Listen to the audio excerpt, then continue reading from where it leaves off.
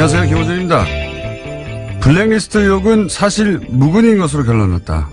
블랙리스트가 없으면 없다고 밝혔으면 될 일인데 이와 무관한 내용까지 밝혀 또 다른 논란만 남겼다. 조선일보가 사법부 블랙리스트 사건을 보도하는 핵심 관점입니다. 그런데 조선일보는 중대한 사실들을 생략했죠. 발견된 문제의 문건들은 전체를 다 열람한 것이 아니라 몇 가지 키워드를 검색해 나온 제한된 결과물이고, 키워드가 검색된 문건 중에서도 당사자가 암호를 제공하지 않아 열지 못한 문건이 760건, 이미 내용이 삭제된 문건은 300건이었으며, 이런 조건에서 특정 문건이 발견되지 않았다는 게 애초부터 그 문서가 없었다는 입증도 아니거니와, 결정적으로 조선일보 보도에는 블랙리스트 의혹에 본질이 없습니다. 이 의혹의 본질은 사법부 내 사찰이 과연 존재했느냐 하는 거죠. 조사 보고서를 보면 법원 내 사찰이 존재했다는 것은 누구도 부인할 수 없습니다. 그렇다면 의혹이 사실 무근으로 결론 났다 할 것이 아니라 사찰은 존재했다고 해야 하는 게 정상적인 언론이라면 가져야 할 입장인 거죠. 말해놓고 보니까 조선일보에 제가 지나친 요구를 했습니다. 조선일보는 그냥 하던 대로 하세요. 김호준의 아량이었습니다.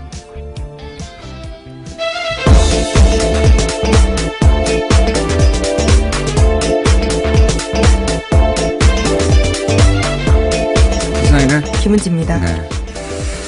제가 오프닝을 아침에 쓰고 나서 이런 욕을 할 수는 없지. 아량을 베푸셨군요. 네. 하던 대로 해야 된다. 사람이 안 하던 짓 하면 죽는다는 소리가 있잖아요. 네. 하던 대로 하는 게 맞다. 제가 무리한 욕을 했다 생각이 듭니다.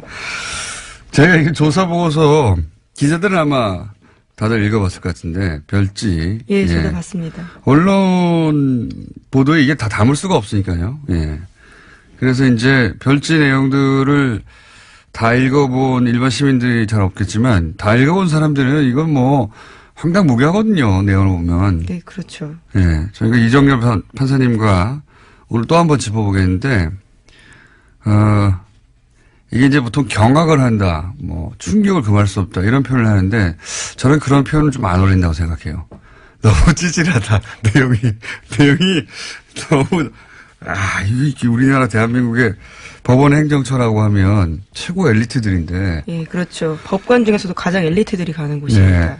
네. 이게 너무 찌질하다. 보면은 뭐 게시판 댓글 숫자 세고 있고.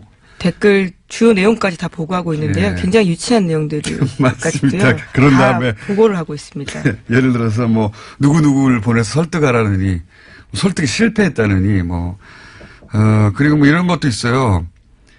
우리법 연구회, 이게 진보적인 성격의 모임이죠. 법원 내. 근데 이제 이 모임의 핵심이 누구냐, 이름 쫙 써 있습니다. 주변 그룹이 누구냐. 주변 그룹으로 분류된 분들 기분 나쁠 것 같아요. 이름이 쫙 써 있어요.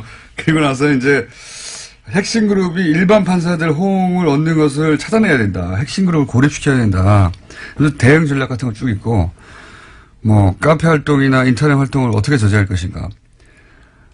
게시물, 댓글 엄청 자세하게 써 있어요. 네, 심지어 개인 페이스북에 달린 댓글까지도 보고하고 있는 상황입니다. 네, 자기들끼리 다 보고하고 이거 심각하다. 어떻게. 그걸 두고 사찰이 아니라고 말하는 것도 굉장히 황당한데요. 사찰이라고 하는 것도 유치한 수준이에요, 아주. 근데 그런 내용이 가득합니다. 발견된 문건. 그것도 전부가 아니죠. 정말 심각한 정말 일부가 나온 겁니다. 정말 심각한 거는 못 봤다고 봐야 되는 거죠. 네, 행정처 차장이 굉장히 핵심 인물로 꼽히고 있는데 그 사람 컴퓨터는 아예 열어보지도 못했거든요. 그리고 또 열어본 것들 중에 삭제했다니까 파일을 삭제했다고 생각하시는 분도 있는데 그게 아니고 파일이 있는데 열어보면 내용이 아무것도 없어요. 지워버린 거죠. 예. 그렇게 삭제해버린 겁니다. 예. 이런데 무슨 블랙리스트 의혹이 사실 무근으로 드러났다. 이렇게 쓰면 안 되죠. 읽어봤으면 절대 그렇게 못할 텐데 읽어보고 나서도 사실 무근이라고. 전체가 블랙리스트예요. 전체가. 네, 유일하게 시사인 칼럼도 들어가 있습니다. 그런 것도 되게 있습니다. 황당했는데요. 예. 시사인 칼럼 썼는데 이거 편집을 악이죠. 시사인 얼마나 나쁜 잡지인가. 네, 그러지 않습니다. 전혀 그러지 않고요. 그리고 저희 방송에 나왔던 그 바로 차상환 예, 차상환 판사. 예. 판사가 이제 칼럼도 쓰고 했을 때 얘기고, 요게 이제 그 문건 내용이 대상이 된 기간이 저희 방송이 나온 이유는 없어요. 그래서 아깝습니다. 방송 나온 다음에 어떻게 반응했는지도 있었으면 좋았을 텐데, 칼럼 한번 썼다고 그렇게 길게 보고서를 쓴 만큼. 예, 그렇죠. 칼럼 하나 썼는데 엄청 길어요. 이 사람을 어떻게 해야 되는지, 누굴 보내서 설득하라고. 방송에 나왔으면 얼마나 더 긴 내용이 나왔을까. 예. 주변에 기자분들이 계시면 구해서 보시면, 네. 처음엔, 우린 판사가 아니다 보니까 충격을 받는다기보다는 콧웃음이 나오는 정도. 야, 이렇게 하나? 제가 한 3차례 가까이 읽었는데요. 읽을 때마다 더 화가 납니다. 읽을수록 화가 나는 보고서이긴 합니다. 저는 처음에는, 야, 이거 심하다 싶다 나중에 웃겼어요. 야, 이 사람들, 엘리트들이 읽어가고 있구나. 지질합니다! 굉장히 보고서가. 자, 첫 번째 뉴스는요? 네, 그 뉴스에 집중하다 보니까 다른 뉴스를 먼저 좀 전해드려야 될 것 같은데요. 국정원 특수활동비 수억 원을 받은 혐의로 구속된 김백준 전 청와대 총무기획관이 있습니다. 이명박 정부 시절에 총무기획관이었는데요. 드디어 입을 열었다고 YTN이 보도했습니다. 검찰이 김 전 기획관이 국정원 자금을 받아서 사용한 배경에 이명박 전 대통령의 지시가 있었다라고 진술했다고 알렸습니다. 김백준 씨를 이제 넘어갔네요, 드디어. 네. 이렇게 되면은 이명박 전 대통령밖에 이제 안 남게 되는 거죠. 예. 네, 국정원에 받은 돈을 어디다 쓸지 역시 이명박 전 대통령이 관여했다라고 김백준 전 기획관이 진술했다고 합니다. 그러니까요. 이제 김백준 기획관 같은 경우에는 나머지 포즈를 다 맞춰줬는데, 예.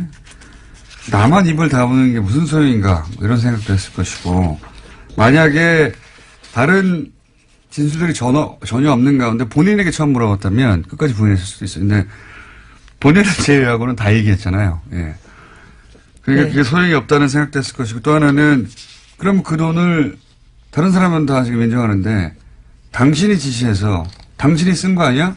이런 질문에 대해서 가만히 있으면은 뒤집어 쓰지 않습니까? 네, 그래서 그 사실 또한 밝혔다라고 하는데 사적인 이익을 위해 돈을 챙긴 일은 전혀 없다라고 이야기했다고 합니다. 나는 안 챙겼다. 그리고 그럼 당신이 지시한 거냐?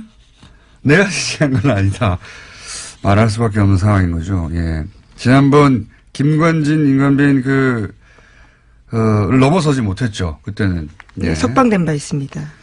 그런데 이번에는 넘어갔습니다. 이제는 이명박 전 대통령한테 묻는 것밖에 남지 않았고, 여태 여러 갈래의 수사가 있었지만 이명박 전 대통령까지 이렇게 단시간에 단숨해온, 그거는 이게, 유일하네요. 네, 검찰이 굉장히 잘했다고 할 수 있습니다.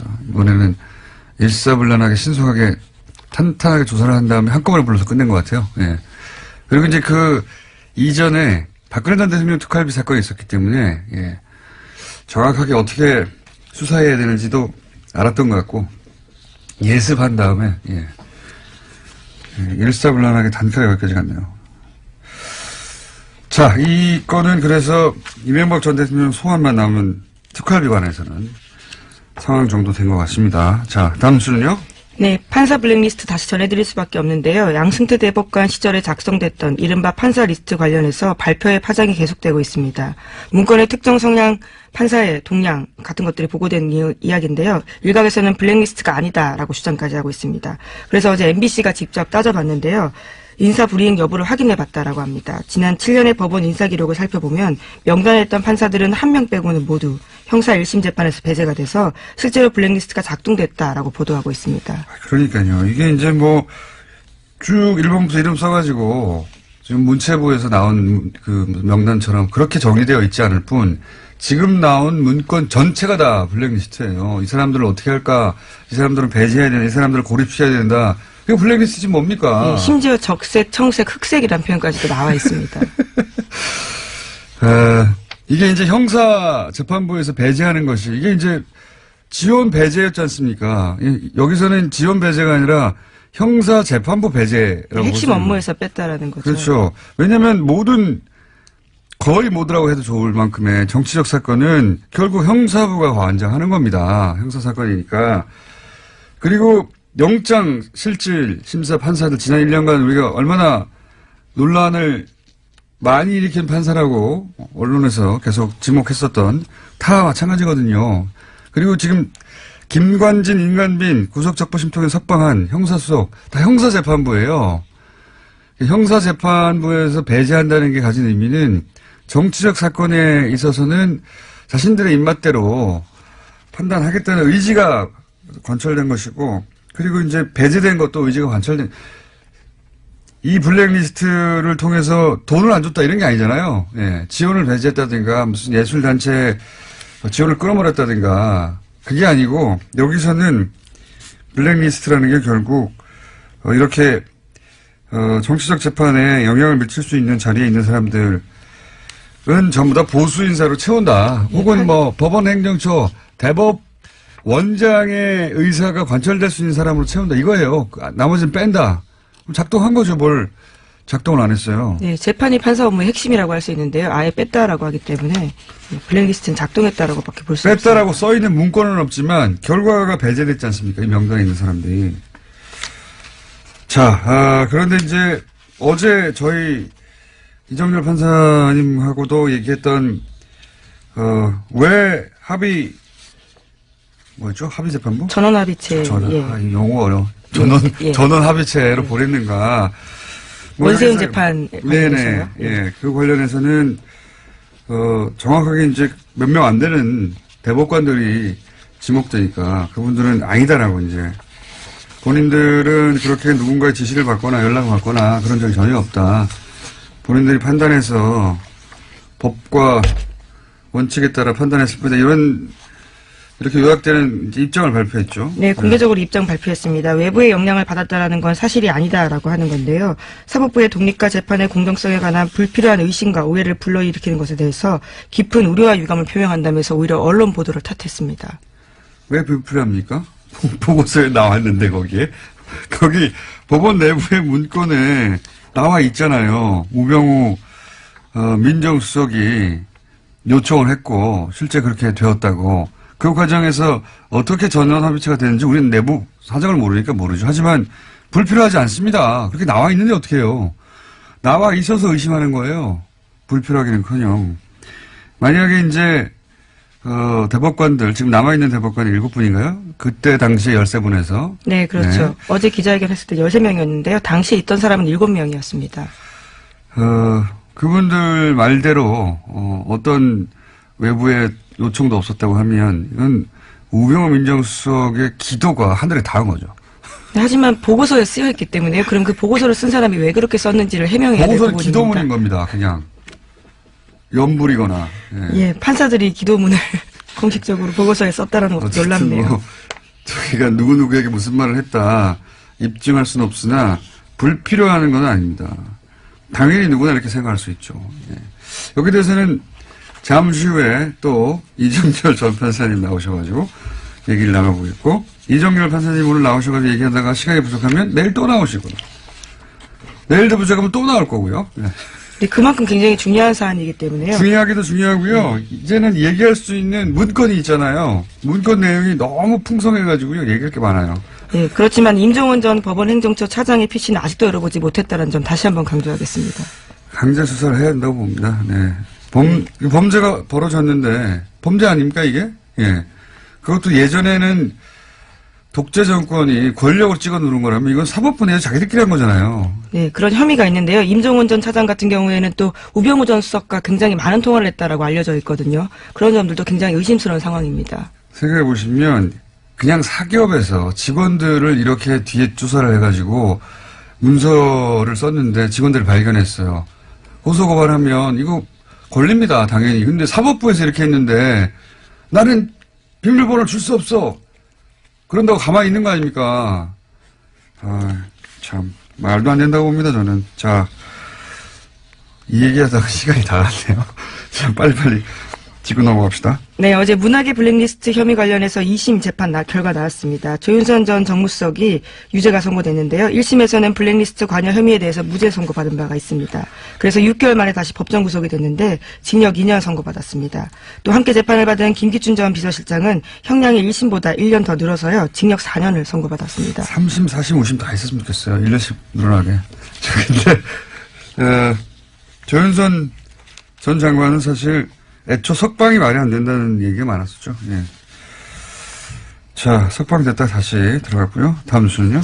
네, 조윤선 전 장관 관련해서 뉴스가 또 하나 있는데요. 문화체육관광부 장관이 되기 넉 달 전에 최순실 씨가 이를 이미 알았다라는 정황이 나왔다고 합니다. 중앙일보 보도인데요. 2016년 5월 달에 최순실 씨 가방에서 문체부 장관 괄호하고 조윤선이라고 쓰인 메모지가 나왔다라고 합니다. 당시에 장시호 씨가 이를 발견해서 휴대폰으로 찍어준 사진이 있다라고 합니다.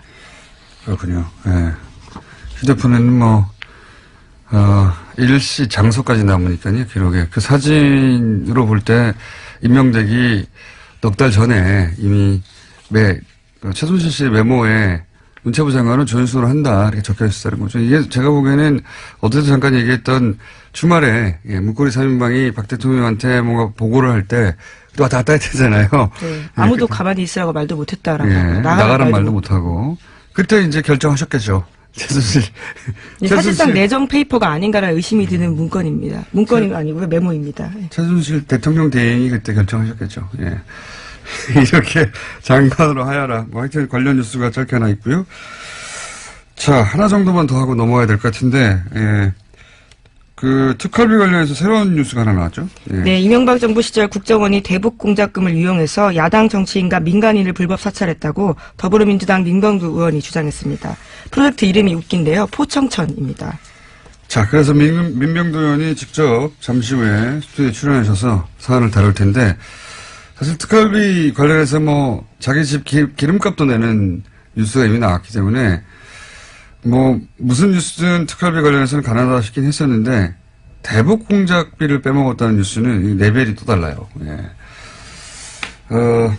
이제 공부 다 끝났다 싶었는데, 박사 후 과정이 또 나온 느낌입니다. 박사 후 과정이. 자, 공부가 끝이 없네요. 여기까지 하겠습니다. 시사인의 김은지였습니다. 감사합니다. 특활비 뉴스 많이 나오고 있습니다. 그 중에서 새로운 레벨의 차원이 다른 뉴스가 또 나왔습니다. 대북 공작금을 특활비로 빼돌렸다. 그리고 그 돈으로 야당 정치인을 불법 사찰했다. 네, 처음 나온 주장입니다. 더불어민주당 민병두 의원 스튜디오에 모셨습니다. 안녕하십니까? 네, 안녕하세요. 네.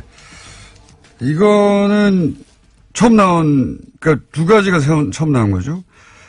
특활비 중에서도 대북 공작금. 그리고 그렇게 빼돌려서 불법 사찰을 했다. 둘 다 큰 뉴스입니다. 그리고 공장명이 포청천이었다는 건 이제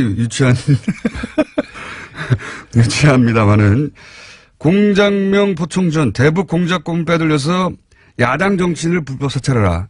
요약하면 이런 겁니다. 네. 제보를 받으셨다고 하는데 이게 믿을만한 내용입니까? 예, 100% 믿을만 합니다. 저희가 여러 가지 근거를 댈 수 있겠지만, 팀의 구성원 이름이 분명합니다. 알 수 없는 일입니다. 사실 일반인은. 그렇죠. 포청천 팀 산하에, 포청천 공작팀 산하에 3개 팀이 있었습니다. 미행감시 팀. 미행감시 익숙한 단어네요. 예, 미감이죠. 줄여서 미감팀이라고 합니다. 미감. 네. 내사팀. 내사팀이 종합하는 곳입니다. 사이버팀, 해킹하는 곳입니다. 내사팀은 이제 공작을 기획하는 것이죠, 사실은 보통. 그러니까 미감팀에서 단순 접촉을 해서 단순 접촉자를 확인해서 보고를 하면 자기들이 공작을 기획하는 것이죠. 그렇죠, 그렇죠. 금융 내사도 하고 재산 내사도 하고 성향 분석도 하고. 그래서 조합해가지고 있는 사실 합쳐서 없는 새로운 사실을 만들어내죠. 이 내사팀은 그 5급 과장을 갖다가 팀장으로 해서 4명으로 구성됐고요. 믿을 수밖에 없는 것이 이런 내밀한 정보들을 정확하게 알고 있고, 알겠습니다. 자, 그러면 좀 구체적으로, 대북 공작금이 이 특활비로 사용됐다고 하는 내용 전체, 그러니까 박근혜 정부, 이명박 정부 다 통틀어서 처음 나온 거죠. 대북 공작금은 건들기 어려운 거 아닙니까? 지금 대개 청와대에 상납됐다는 돈들은 아마 정무직들이 쓸 수 있는 특활비에서 유용됐을 가능성이 굉장히 커요. 떡값 뭐 이런 식의 의미로. 경력이 뭐 이런 것에서 유용됐을 가능성이 크고 이제 그러다 보니까 본인들도 좀 불쾌했을 수 있죠. 그래서 본인들도 원세훈도 그래서 궁하니까 또 뇌물도 받았을 수 있지 않냐 하는 생각까지 듭니다. 자기 것으로 생각했던 것을 청와대에서 어차피 영수증 없이 나보고 쓰러운 돈 아니야 이렇게 생각했을 수도 있고요. 예.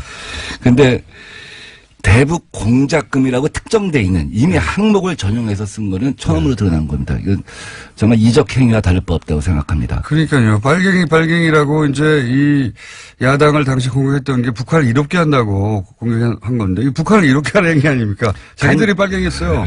간첩 잡으라고 배정한 돈을 전혀 반대되는 돈에 쓴 것이죠. 그만큼 대북 안보에 허점이 생긴 것이죠. 맞습니다. 자, 일단 규모는 그럼 혹시 나왔습니까? 규모는 이 최종욱 차장이라고 하는 사람이 이것을 갖다가 작전을 갖다가 수립하고 지시를 한 사람입니다. 차장 3차장인가요? 예, 최종욱 대북 담당 3차장이죠. 네. 2009년 3월 원세훈과 함께 3차장으로 임명이 됩니다. 그래서 1년 6개월 재임합니다. 네. 이 공작은 이명박 정부 5년 동안 진행된 것인데 최종욱 3차장이 최근에 자기한테 배정된 특활비 9억 원에 대해서 조사를 받습니다. 예. 검찰에 가서 조사를 받는데 이게 어디에 쓰여졌는지가 불투명하니까 검찰은 이것을 갖다 개인적으로 유용하지 않았겠느냐. 착복하지 않았겠느냐. 이렇게 본 거예요. 예. 그러니까 최대 9억은 넘지 않았을 것이라고 봅니다. 아하. 이 공작비가. 그 기간 동안은 1년 6개월. 예. 그러니까 보통 1년에 6개월 쓴다는 얘기죠. 1년에 6억 원을 쓴다는 얘기죠. 그거는 빙산의 일각일 것 같은데요. 공작팀이 또 다른 차원에서 진행됐을 수도 있죠. 가령 이 똑같은 시기에 그러니까 지금 고 자금에서 유용된 게 그 정도 액수. 전체 이 팀의 공작비는 뭐 더 크겠지만. 그러니까 4년을 합치면 5년을 합치면 굉장히 클 수가 있겠죠. 그것도 1년에 6억 가지고는 이게 어려울 것 같은데 제가 보기에는 이 공작금 중에 유용한 그 특수활동비리 유용한 부분이 그만큼이고 나머지 또 다른 데서 땡겨온 금액이 있을 수 있겠네요. 있을 수 있겠죠. 근데 제가 그런 추정을 자꾸 하게 되면 이제 이 제보에 이 내용의 이제 신뢰에 대해서도 좀 제보만 따지자면 대북 공작금에서 나온 금액은 그 정도다. 예, 제가 확인할 수 있는 얘기만 말씀드립니다. 알겠습니다. 예. 소송을 당할 수도 있기 때문에. 그리고요. 그래서 그런 돈을 이용해서 실제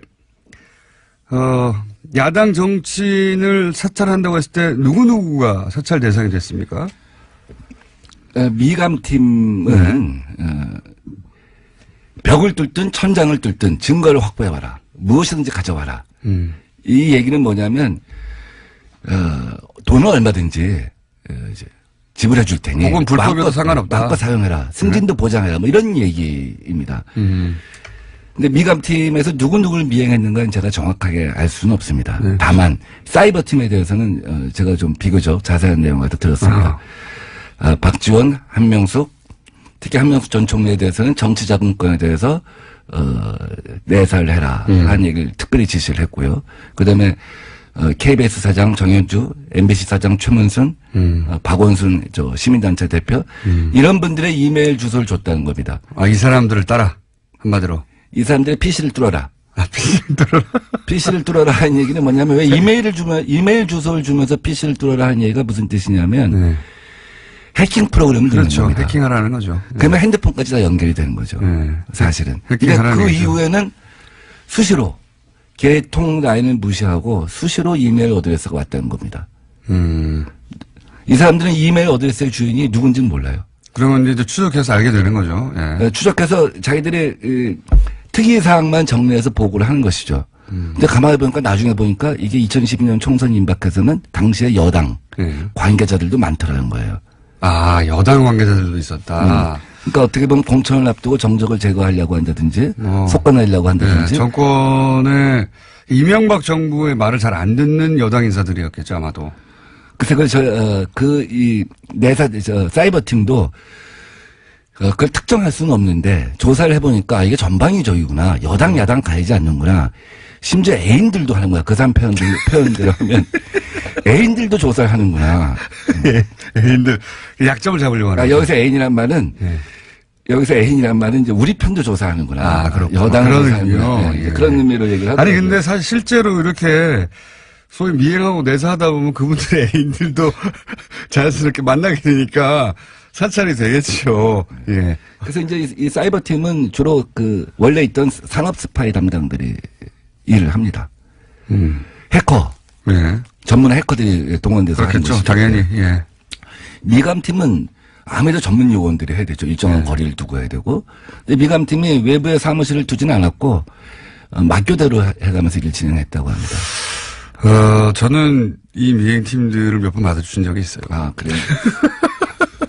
나중에 기회가 되면 어떤 행색인지, 예. 여러 가지 작업법을 입고 나타납니다. 저도 옛날에 두 번 수배 생활을 하는 동안 오랫동안 미행 감시를 당한 적이 있어서 익숙합니다. 그 풍경에 대해서는. 뜻밖의 장소에서 마주치게 되죠. 자, 그러면 이분들을 북한 공작금을 특수활동비를 이용해서 사찰한 것은 명백한 거네요. 확인된 거네요, 사실상. 예. 대북 공작국에 예. 가장체 운영비라고 하는 항목이 있습니다. 예. 무엇을 가장 한다는 것이죠. 예, 예. 회사 같은 것을 위장을 해갖고 예. 사무실을 운영하면서 공작을 하는 것이죠. 예. 프론트 회사라고 하죠. 이 가장체 운영비가 100% 집행되지는 않습니다. 예. 이 중에 불용된 것들을 갖다가 최종업 3차장이 오랜 국정원 근무 경력으로 눈여겨본 거죠.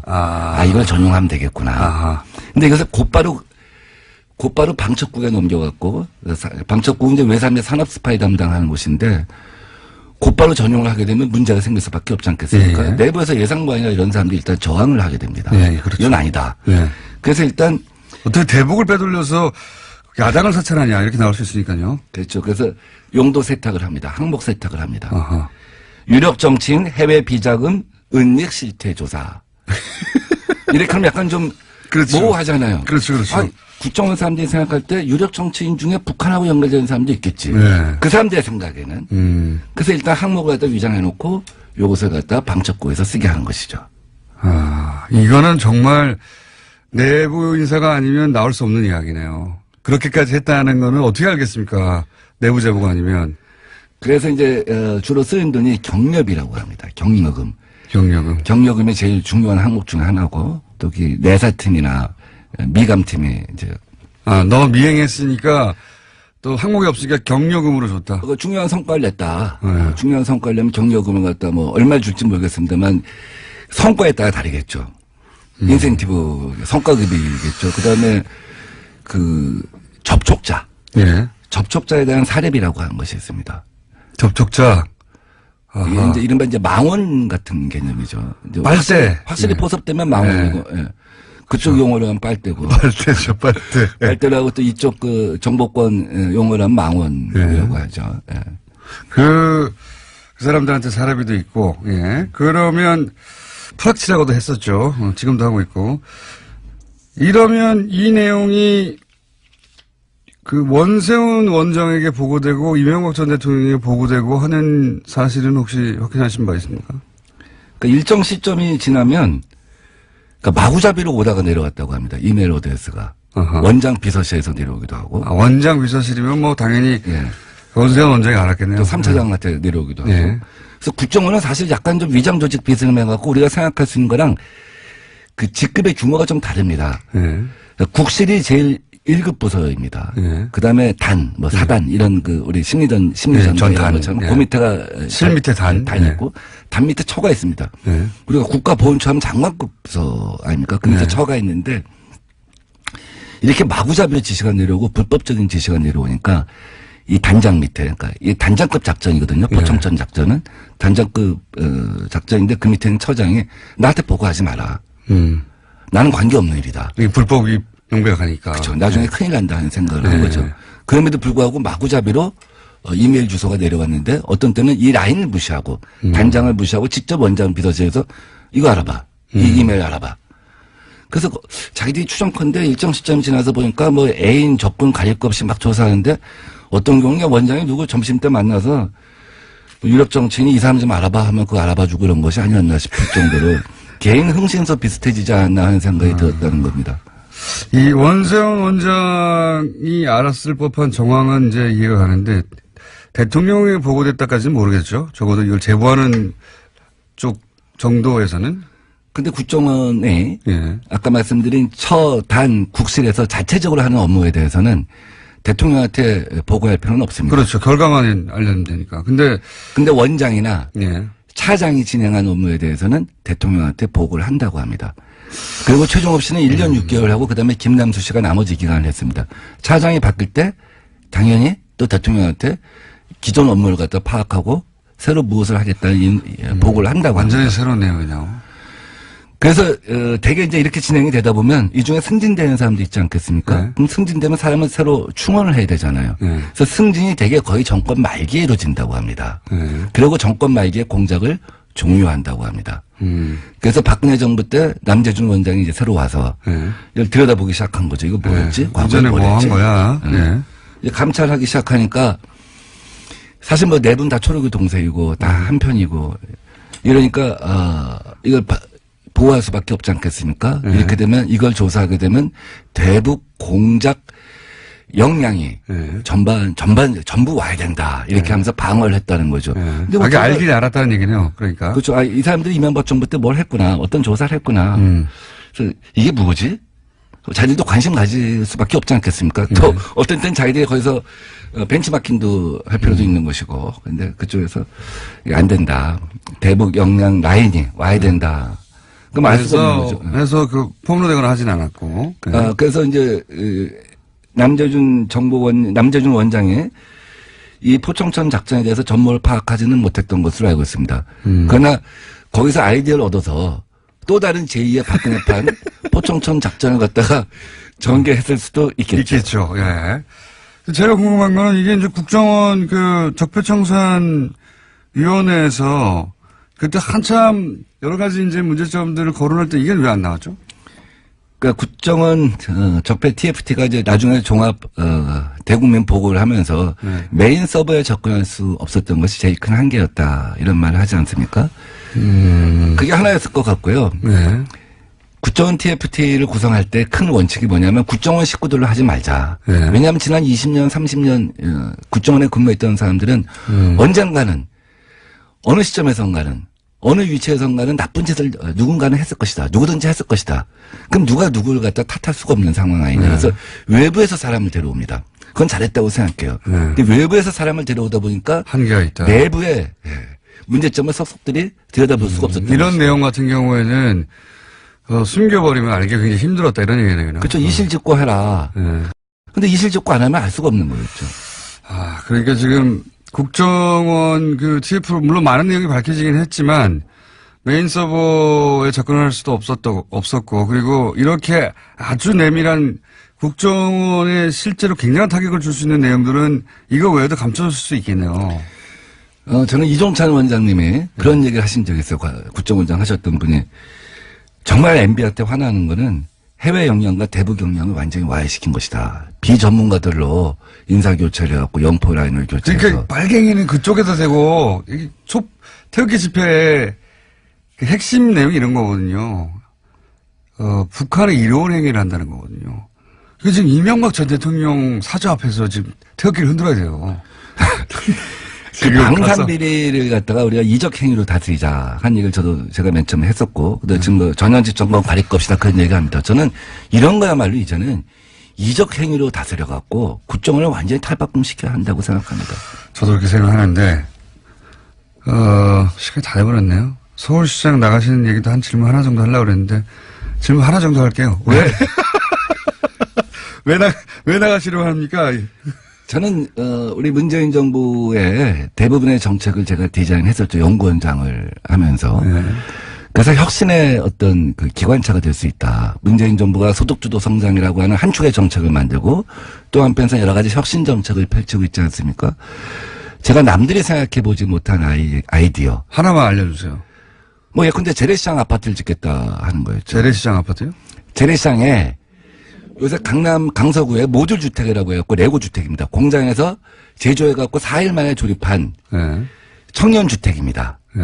4일 만에 50호를 갖다 6층짜리 50호를 그럼 재래시장을 그런 조립 아파트로 1층을 재생을 하고 1층은 재래시장 원형을 살려서 재생을 하고 그 위에 한 5층을 갖다가 모듈러 주택을 갖다가 한 달 만에 짓는다고 하면 재래시장도 다시 상권이 살아날 것이고 청년들은 살기 편한 곳에 있기 때문에 원스톱 재밌는- 서비스가 되기 때문에. 재밌는 아이디어인데 그 아이디어를 다른 분이 하면 안 됩니까? 그분은 생각해보지 못한, 제가 박원순 시장을 만나서 얘기했어요. 네. 제가 시장님하고 생각이 한두 가지가 다르면 안 나갑니다. 저는 아무도 생각해보지 못했던 거. 네. 10가지를 갖고 이번에 시장 선거를 이제 준비했습니다. 그 중에 작은 거 하나 정도가 이제 지금 방금 말씀 그런 겁니까? 아주 작지만 사실은 아주 작은 걸 얘기했지만 파장은 제일 커요. 전국 재래시장연합회에서 꼭 해달라고 하고 지지하는 움직임이 이미 있습니다. 말씀하셨기 때문에 다른 분들도 나도 진작에 생각하고 있었다고 얘기하면 어떡합니까 이제? 그건 관계없어요. 제가 맨 처음에 저작권을 갖고 있는 걸 다 아니까 어제도 어디서 강연하는데 시장 군수 출마자들이 저마다 손들고 심지어 세종시장 이충희 시장님도 저작권 료 없으면 제가 세종시에서 제일 먼저 할게요 이러더라고요. 저는 좋은 정책은 누구든지 채용할 수 있다고 봅니다. 그래서 이제 그 아이디어를 다 다른 사람들이 가져가서 서울시장 선거에 민병도 의원님은 나오실 필요가 없다고 이제 다 알기 때문에 아이디어를 이렇게 얘기할 수 있겠죠? 거꾸로 얘기하면 박원순 시장님이 앞으로 남은 4년 동안 무엇을 해야 할 것인가는 다 드러나 있습니다. 그것은 박원순 시장이 아니어도 누가 민주당의 다음 시장이 된다고 할지라도 그 정책은 그대로 추진될 것입니다. 따라서 새로운 상상력, 그런 논리도 새로운 가능합니다. 상상력의 공장을 가진 사람이 새로운 서울시를 맡아야 하겠다. 요즘같이 세계가 빨리 의원님? 변화하는 시대에 예. 한 사람의 상상력에 서울이라고 하는 거대 도시를 12년 맡기는 것은 예. 문제가 있다. 서울 시민은 변화에 목마르다 하고 의원님 생각합니다. 오늘은 이제 예. 여기까지. 특갈비 얘기를 제가 한마디 정도 줘봤기 때문에 그 시간을 저희 따로 한번 마련하겠습니다. 예.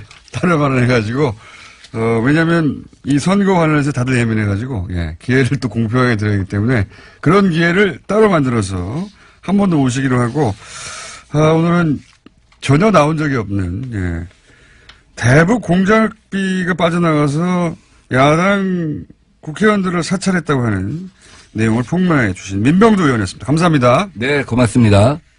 자, 제 생각에는 아마 한동안 계속 나오실 것 같은 부장판사를 지낸, 영장판사도 지낸 법무부인 동안의 이정열 사무장님 스튜디오에 나오셨습니다. 한동안 계속 나오.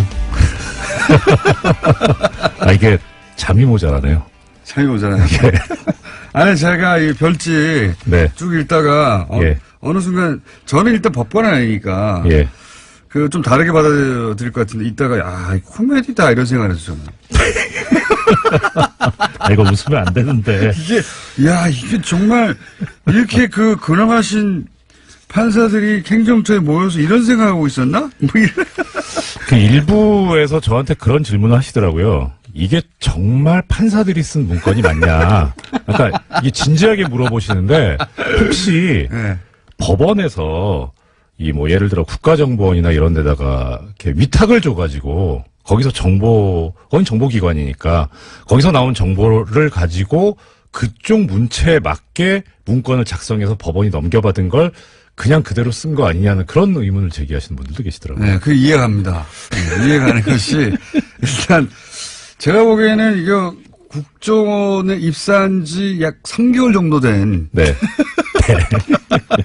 3개월 정도 된 요원이 자, 저 게시판 좀 분석해봐. 그래서 네, 알겠습니다 하고 게시판 분석한 정도로 보이거든요. 예. 지금, 네, 공장장님께서 게시판 분석 말씀하셨는데, 물론 게시판 분석인 부분도 있는데요. 네.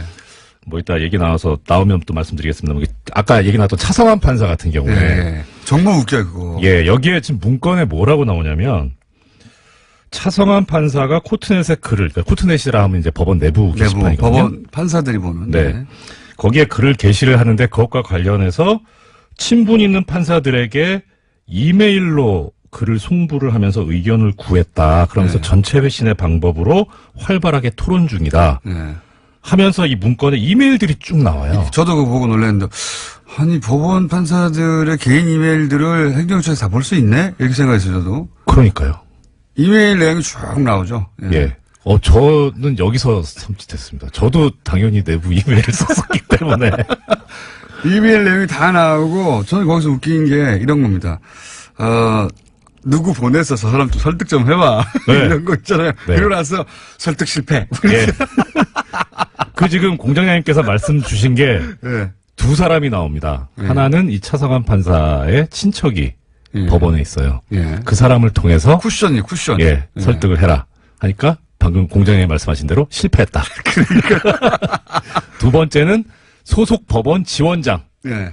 이건 좀 무서운 거죠. 그렇죠. 자기 상관이니까. 예, 이 상관일 뿐만 아니라 이 사람이 근무 평정을 하거든요. 그러니까 말을 했는데 지원장이 말을 했는데 말을 안 듣는다. 그러면 근무 평정을 D를 줍니다. 그럼 서기호 판사처럼 되는 거예요. 아무 이유 없어요. 그냥. 잘리는 거군요. 그렇죠. 예. 무서운 거죠. 예. 예, 그런데 그러니까 이런 라인을 통해서 한다는 것도 근데 그것도 또 실패. 근데 이제 당사자는 모를 거예요. 예. 당사자는 자신과 가까운 거리에 있는 사람들이니까 이분들이 걱정돼서 그러나 보다 네. 이렇게 생각하는데 사실은 그 뒤에서 이 법원 행정처에 그 사람들 보러 가서 예. 얘기하라고 한 거죠. 그렇죠. 이런 거 공작인 겁니다. 공작. 완전 공작이죠. 별게 공작이 아니에요. 그 예. 공작을 했다는 얘기가 또 문건에도 나와요. 차모 판사가 존경하는 선배, 차모 판사와 친한 선후배 명단을 취합해서 관리할 필요가 있다. 저도 그 대목이 저는 가장 이 문건에서 심각하다고 본답니다. 네. 이거는 간단하게 생각해 보면 그 친한 사람 좀 보내가지고 좀 설득 좀 해봐. 여기까지는 그렇다고 예. 쳐요. 그게 아니라 이제 상시 관리하려고 이제 주변 인사들을 명단을 이 국정원이 하는 이건 첩보기관이 하는 거거든요. 네, 그렇죠. 그거를 했다는 겁니다. 빨대를 마련하고 주변을 둘러싸고 이거 자체가 정말 첩보기관이 하는 짓이에요. 그걸 법원 행정처에서 판사들을 대상으로 했다는 거 아닙니까? 이게 국정원이 왕년에 하는 짓이에요. 그렇죠. 이게 왕년에 노무현 전 대통령 서거 즈음에서 이명박 정권이 했던 일이잖아요. 주위 사람들 털고 명단 그러니까 관리 작성하고. 그게 이제 사찰기관이나 국정을 통해서 한 건데 이건 골 때리는 게 사법부가 방송 용어 맞아요? 이거는 그 이상의 표현이 없습니다. 고를 친다고 할 수도 없고 고를 만진다고 할 수도 없고요. 고는 표준어입니다. 근데 정말 띵 하는 것이 예. 이거는 진짜 국정원이 하는 짓이 사법부 내에서 사법부 판사들에서 사법부 판사들을 향해 이루어진 거 아닙니까? 그렇죠. 이거는 명백한 사찰이고 공작이고 예. 이건 범죄 맞잖아요. 범죄행위죠. 그 예전에 이런 적이 있습니다. 저기 우리법연구회 이제 신입 회원이 들어오면 환영회를 할 거 아닙니까? 그럼 전 나가죠 당연히. 나가서 저하고 이제 뭐 돌아와서 인사하는데 그런 얘기 합니다. 이 판사님 뵙고 싶었습니다. 뭐 존경합니다. 뭐 이래요. 그러면 어디 가서 절대 나 안다고 하지 말라고. 농담으로 그랬는데 이게 현실이었던 거죠. 그게. 이 보고서 별지를 보고 여러 가지 감정을 느낄 분들이 있을 텐데. 네. 저는 처음에는 좀 심각했던 나중에 이제 코미디 같다고 말씀드렸잖아요. 너무 유치해서 진짜 소꿉장난 하듯이 학급 회의 하듯이 제 마음에 안 들어. X. 제 동그라미. 제 세모 이렇게 해놨더라고요. 진짜로. 그것도 세모 2개. X 2개. 제 친구들 우리 편으로 끌고 와. 뭐 이런 거. 예. 제가 존경하는 사람 누가 있지? 누구한테 말하면, 누구한테 말하게 시키면 제 제가 말을 듣지? 몇 반이야? 담임한테 얘기해. 이런 거예요. 정말. 그걸 굉장히 어려운 단어와 심각하게 써 있어요. 그렇죠. 한자말로 썼죠. 네. 이 공부만 많이 했지. 이게 초등학생들이 하는 짓이 이게. 근데 그게 사법부 내에서. 원장님 지금 초등학생 무시하시는 겁니까? 사과하세요. 그게 엄청 진지하게 써 있어서. 그리고 그 대상이 된 사람들 정말 화가 날 것 같아요. 아우, 이게 화도 하지만 무서운 거죠. 공포죠. 맞습니다. 불이 뽑아야 되는데 시간이 다 됐네요. 3부에서 조금 해야 될 것 같습니다. 3부에서 이정열 판사님 잠깐 더 뵙겠습니다. 자, 이정열 판사님과 짧게. 왜냐면, 노회찬 원내대표가 이미 와 계십니다. 옆에 계시기 때문에 짧게 얘기하고, 이 내용에 그 이름이 등장하시는 판사님의 부인은 뭐라고 하십니까? 역시 부장판사이신데. 처음에 이거 문건 보고 네. 물어볼까 하다 안 물어봤어요. 속상할 것 같아서. 굉장히 긍정적으로 표현되어 있습니다. 예, 근데 뭐 여러 가지 이제 제 얘기도 나오고 하니까. 그래서 그냥 얘기 안 하고 방송에 왔는데 어제 그러니까 방송 마치고 아침 7시 58분에 메시지가 왔습니다. 저한테. 방송 잘 들었다. 그러니까 김상환 부장님 그 방송 잘 듣고 있다고 안부 전해달라고 한다. 방송 통해서 저 통해서 방송 처음 탔는데 내용이 하필 그래가지고 망신스럽다. 리스트에 좋은 얘기 쓰였다는데 너무 모욕적이다. 그리고 등장 자체가. 예, 앞으로 애들 엄마라고 부르지 말고 철하고 불러라. 혼났습니다. 자, 요거 하나 좀 여쭤볼게요. 네. 전원합의체. 네. 어제 이제 그 우병우 민정수석이 전원합의체를 보내달라고 해서 결과적으로는 전원합의체 갔는데 어제죠. 어제 이제 대법관들이 우리는 법과 원칙에 따라서 판단했지 누구 얘기를 듣고 전원합의체에서 그런 결론을 낸 게 아니다. 라고 네. 요약되는 내용의 입장 발표가 있지 않습니까? 네. 이거 어떻게 생각하십니까? 내부 사정을 아시는 분으로서? 일단 외형상으로는 그럴듯한데요. 그 실질을 따져보면 손바닥으로 하늘을 가리는 행위입니다. 왜냐하면 왜 그렇습니까? 거기서 뭐라고 얘기를 했냐면 대법관들이 모여가지고 이 국민적 관심사가 집중된 중요한 사건이기 때문에 원시현 재판이기 때문에. 예, 그래서 통상 판례를 바꾸거나 뭐 이견이 있는 경우가 아님에도 불구하고 전원합의체 해부했다 이렇게 얘기를 했거든요. 국민적 관심사가 있는 사건이 당시에 있었어요. 뭐냐면 18대 대통령 선거 무효 확인의소가 있었습니다. 대법원에. 네. 근데 지금 어제 나온 의견을 주도한 고영한 대법관이 그 무효 확인소의 주심 대법관입니다. 그렇게 관심 있었던 사건을 공직선거법상 그 무효 확인의소는 180일 안에 선고를 하게 돼 있거든요. 180일 안에 선고를 한 것도 아니고 재판도 한 번도 안 열었어요. 그러다가 박근혜 전 대통령이 탄핵되고 나서 이 재판이 결론이 납니다. 이미 대통령직에서 파면되었기 때문에 이 재판을 할 실익이 없다 그래가지고 부적법하다고 각하해버립니다. 그러니까 국민적 관심사가 있는 사건들은 그 당시에도 다른 건들이 있었는데 유독 이것만 그랬다. 예. 예, 그러니까 이것을 가지고 전원합의체 회부한 것을 가리켜서 국민적 관심사가 있었기 때문에 갔다라고 하는 거는 다른 행동하고 비교해 봤을 때 이야기가 안 돼. 논리적 모순이 생깁니다. 오히려 차라리 이런 경우에 솔직하게 그 외부 있긴 받았다. 그런데 어떻게 인정합니까? 그거를? 거기서 또 문장이 뭐라고 되냐면 외부하고 연락을 한 바는 없다 이렇게 나오거든요. 그 말 맞을 겁니다. 왜냐하면 양승태가 시켰으니까. 아, 내부하고만 얘기. 그렇죠. 그 말도 맞을 겁니다. 자, 그 일로 인해서 고소고발 당하시고요. 대법관들로부터. 오늘 여기까지 하고 예. 또 모실 테니까, 재밌는 얘기 굉장히 많은데 여기까지만 하겠습니다. 이정렬 판사님이었습니다. 예, 고맙습니다. 자, 저희가 2분을 썼습니다. 노르가즘 노회찬 원내대표 나오셨습니다. 안녕하십니까? 네, 안녕하십니까? 사실은 요 사안은 또 전문가 아니십니까? 법조계 출신으로서. 그러니까요. 본인이 이제 이 법원을 통해서 의원직도 상실한 바가 있기 때문에 예.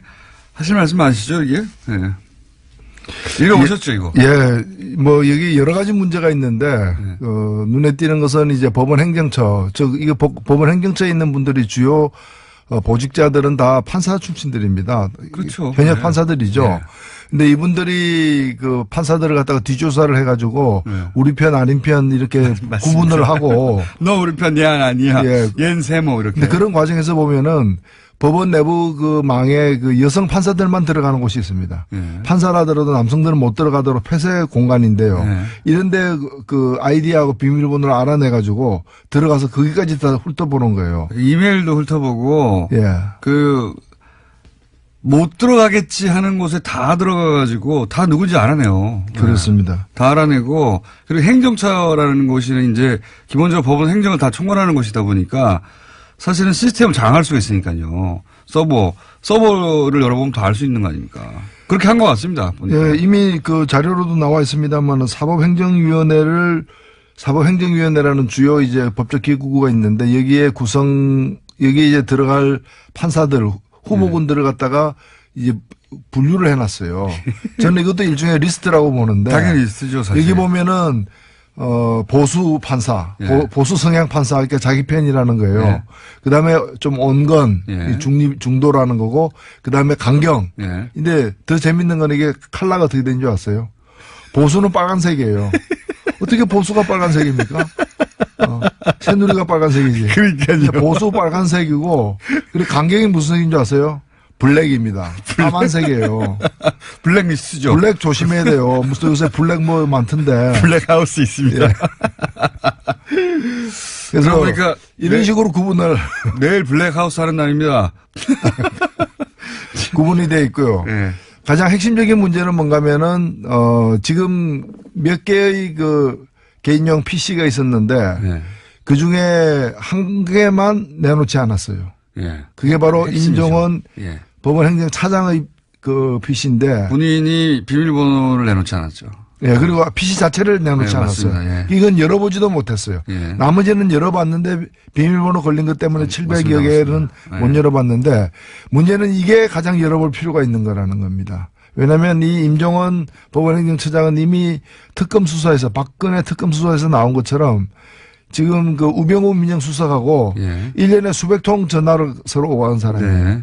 어떻게 법원 행정을 책임지는 사람하고 청와대 민정수석이 수백 통 했다는 얘기는 주로 판결에 관련된 거 아니고서 뭐 법원에 뭐 비가 샜는지 이런 것 때문에 전화를 한 건 아닐 거 아니겠습니까? 비품 구매 때문에 예, 전화한 건 그래서 아니겠죠.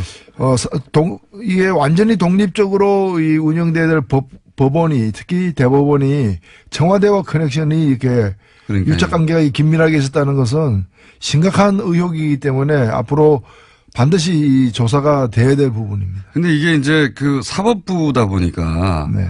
판사들을 대상하다 보니까 검찰 쪽에서도 부담이 큰 것 같아요. 왜냐하면 앞으로 모든 그러니까 사실은 판사는 심판이고 변호사와 검찰이 부딪히는 거 아닙니까? 그런데 이제 이 검찰이 사법부 전체를 대상으로 수사한다든가 사법부의 핵심 요직에 있었던 사람을 수사하는 게 부담이 크고 사법부도 또 내부 조직 논리상 사법부가 어떻게 검찰한테 수사를 의뢰하냐. 이런 인식이 있는 것 같아요. 그렇습니다. 그건 또 한편 사실이기 때문에 그래서 저는 어떻게 해야 됩니까? 김명수 대법원장에게 마지막 기회, 한 번의 기회가 주어져 있다. 네. 지금 진상조사위원회도 진상을 파악하지 못했고 네. 추가조사위원회는 문서만 파악했어요. 그렇죠. 이번에 파악된 문서 중에 문제가 되는 내용들이 많았잖아요. 예. 이것들이 실행됐는지 안 됐는지는 추가조사위원회에서 조사를 안 했습니다. 예. 그럼 이건 조사 안 하고 넘어갈 거냐. 그러니까 그럴 수는 없지 않습니까? 예. 이런 범죄- 게 밝혀졌는데. 예, 그렇다면 여기까지 조사를 해야 되고 아직 조사하지 않은 어떤 임종원 개인용 PC라거나 이런 까지 다 더 조사를 갖다가 해야 되는 마지막 조사 기회가 한 번 남아있고 이 기회마저도 살리지 못한다면 지금 대법원장이 고심 중에 있는 걸로 알고 있는데 예. 이 기회마저 살리지 못한다면은 외부 강제 수사는 불가피하다. 예. 그렇지 않다면 우리가 과거에 안개부에서 쪽지 나오는 대로 판결하고 청와대에서 전화 오는 대로 판결했던 그런 치욕스러운 그 과거로 돌아가는 걸 용인하는 꼴이 아니기 때문에 용인하는 꼴에 다름없기 때문입니다. 그러니까 이게 이렇게 이 정도 나왔는데 넘어갈 수가 없어요, 사실. 국민들이 다 봤는데 어떡합니까? 그리고 너무 저는 유치했어요, 사실은. 이게 경악스럽기도 했지만 동시에 유치하기도 했습니다. 이게 뭐, 한반에서 쟤 누구 편이야? 물어보고, 쟤 누구 편이야? 물어보고, 옆반에 그 담임한테 얘기해. 뭐 이런 수준을 전혀 벗어나지 않아요, 전혀. 그럼 문장 되게 웃깁니다. 무슨 누구누구 판사 같은 경우에 이제, 분석을 하면서, 이 사람은 낄 때 안 낄 때 판단이 밝아. 뭐 이런. 그 다음에 아까 빨간색, 까만색, 뭐, 지금 초록, 푸른색으로 이렇게 구분한 리스트 있죠. 그게 네. 사법행정위원회 구성할 때 뭐라고 나와 있냐면은 너무 우리 편으로만 하면은 그러니까요. 국제임금법 밖에서 이제 꼬투리 잡힐 우려가 있기 때문에 조심해야 된다. 적당히 섞어라. 뭐 이런 거. 나름대로 머리 좀 써보자. 그 좋은 머리를 그런 데 쓰고 있었죠. 아, 문장들도 너무 웃겨요. 예. 속칭 낄 때 안 낄 때. 판사들 스스로 내부 판사들에 대해서 이렇게 굉장히 이렇게 분석해놔서 이 사람은 이렇고 이 사람은 저렇고 그러면서 뭐 자신한테 불이익이 오지 않는 이슈에 대해서는 강한 어조로 비판하는데 반대의 경우는 침묵한다. 예, 뭐. 이런 평가를 받으면 치욕적이죠. 굉장히 자세히 써 있어요. 개별 판사에 대해서 이 사찰이지 뭡니까? 이런 내용으로 가득 찬 문건입니다. 근데 이게 일부에 불과하다는 거. 어떤 내용이 있길래 나머지는 아예 내놓지 않았을까 궁금하죠. 이거 이상의 내용이 있다는 거죠. 네. 예. 그거 나오면 파괴력이 엄청날 거라고 봅니다. 근데 외부에서 강제로 한다는 건 그러면 외부에서 고소고발이 있어야 된다. 그렇게 되나요? 그렇게 돼야 되나요? 이런 상황으로 계속하면은 아마도 무슨 시민단체나 이런 데서 뭐 고소고발이 있지 않겠습니까? 가만히 있을 수 없죠, 사실. 예. 예. 특히나 원세훈 재판과 네. 관련해서는 이게 지금 2심에서 유죄가 난 거고 다들 이제 상식적인 판결이 나왔다고 생각했는데 5개월 만에 대법원에서 엎어져서 맞습니다. 다들 놀랬지 않습니까? 네. 근데 지금 그 판결 대법원에서 전원 합의로다가 무죄 판결 낸 게 잘 됐다고 얘기하지만 그 뒤에 어떻게 됐습니까? 파기환송됐는데 네. 항소심에서 다시 대법원 말 안 듣고 예. 웬만하면 대법원에서 파기환송하면 대법원 말 듣게 돼 있죠. 예. 근데 두 번째 항소심 재판부에서 이건 말도 아니다 해가지고 다시 유죄로 해가 올렸지 않습니까? 예. 그러니까 최종 유죄로 되지 않았습니까? 그러니까요. 그 얘기는 대법원 13대 빵으로 그 무죄라고 판결 내렸던 그 13명이 진짜 엉터리 판결했다는 게 자기들 내부 판결에 의해서도 입증이 된 거 아니에요. 게다가 문건이 안 나왔으면 모르겠는데 문건에 우병우 민정수석의 요청이 있었잖아요. 그러니까요. 어떻게 의심 안 합니까 이거를. 요청이 있고 요청한 대로 저번 합의체로 판결을 냈는데 그 판결 자체도 굉장히 논란이 되는 판결이었거든요. 13대 0도. 말도 안 되는 거라고 했었는데 그게 이래서 이랬구나 생각할 수밖에 없죠. 그렇죠. 예. 그래서 그런 원세훈 재판만이 아닐 거라고 사실 보는 것이고요. 맞습니다. 그런 중요한 재판마다 청와대의 의견이 법원에 의해서 수용되는 그런 과정을 우리가 밝혀내야 됩니다. 그리고 또 이제 이 내용 중에 보면 이런 게 있습니다. 청와대가 오해하지 않도록. 그러니까 그 원세훈 2심에서 유죄가 났지 않습니까? 3년 유죄가 나니까 그 내용 중에 어떤 게 있냐면 이제 청와대가 오해하지 않도록라는 것은 사법부가 청와대의 뜻을 의도적으로 거스른 게 아니다. 이런 거 아닙니까? 뭐 오해입니까? 판결이 났는데 판결이 났으면 판결 받아들여야지. 오해하지 않도록 뭐 오해를 풀어줘야 되는 식의 그런 문구들이 있어요. 저는 그거 보면서 예. 제가 그 안기부 삼성 엑스파일 사건 때 예. 2심에서 무죄를 받았지 않습니까? 예. 그때도 삼성그룹 이근 회장이 오해하지 않도록 그리고 그 대통령이 청와대가 오해하지 않도록 예.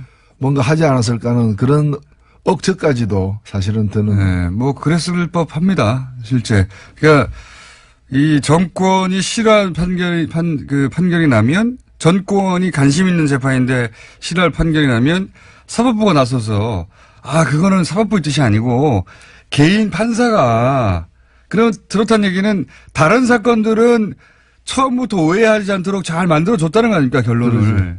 그렇게 생각할 수밖에 없죠. 그리고 우리나라 30대니까 뭐 정정하겠습니다. 그러니까요. 각하. 그래서 정정한 거 아닙니까 이게. 이제 일종의 음모론처럼 그렇게 돌아가는 거 아니야? 이렇게 얘기했던 거에 증거가 일부 나온 거죠 사실. 그렇죠. 의심하지 않을 수 없는 겁니다. 여기다 불필요한 오해가 있다거나 뭐 이러면서 이제 불필요한 오해 논란이 있지 않도록 하면서 이 대법관들이 나서서 그렇지 않다고 얘기했는데 이걸로는 해결이 안 될 것 같아요. 그 대법관 중에서 적지 않은 수가 당시에 없었던 분들이에요. 이게 절반은 없었던 분이죠. 2015년 7월에 예. 2015년 7월에 대법원에서 13대 0으로 무죄를 내렸기 때문에 지금 계신 분들 중에 적지 않은 수가 거의 절반에 가까운 분이 없는 그 당시에는 없었던 분들인데 왜 어제 나타나가지고 전원이 전원이 그렇게 절반만 나와야죠 그러면. 근데 전원이 이렇게 얘기했다는 것도 좀 많이 안 된다고 생각이 들고. 요 사건은 이제 쉽게 가라앉지 않을 것 같습니다. 제가 보기에는 머지않아 이 조사 보고서 별지가 인터넷상에서 공개되어 버리지 않을까. 그래서 많이들 보지 않을까 싶어요. 보시면 충격과 함께 웃음이 나오실 겁니다. 네. 근데 이게 일부에 불과하다. 안 나온 게 700건이 넘는다. 예. 아예 내놓지 않아서 몇 건 있는지도 모르는 PC 남아있다 여전히. 예. 그렇습니다. 현재 상황이. 자, 사법부 블랙리스트 사건은 그러하고요. 양승태 대법관은 어떻게 될까요? 전 대법관은? 뭐 계속 본인이야 곤혹스러울 겁니다. 계속 이제 뭐 뒤로 빼겠죠. 저는 양승태 대법관 한 명의 문제는 아니지만은 총체적 책임에 직접 연루돼 있기 때문에 네. 책임을 져야 된다고 봅니다. 이 문건을 작성하고 보고한 대상이 있을 거 아닙니까? 본인이죠. 예, 본인이죠. 양승태 대법관이 정점에 있었으니까 보고를 받았겠죠. 보고도 하지 않을 걸 자기들끼리 열심히 써가지고 혼자. 그러니까요. 예. 한편으로는 보고하고 한편으로는 등산 가는 것도 국정원으로부터 사찰당하고 이제 네. 그 압박도 하고. 예. 자, 이 사건 굉장히 중요한 사건이라 저희가 앞으로 계속 다루겠습니다. 못지않게 큰 일들이 많이 있었어요.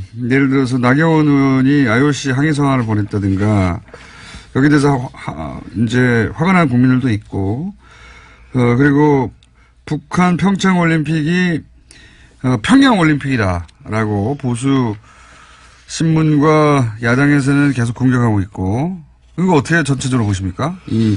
그 올림픽을 공격하는 보수. 특히 나경원 그 의원은 패럴림픽 우리나라 네. 그 국제 패럴림픽의 집행위원이에요. 네.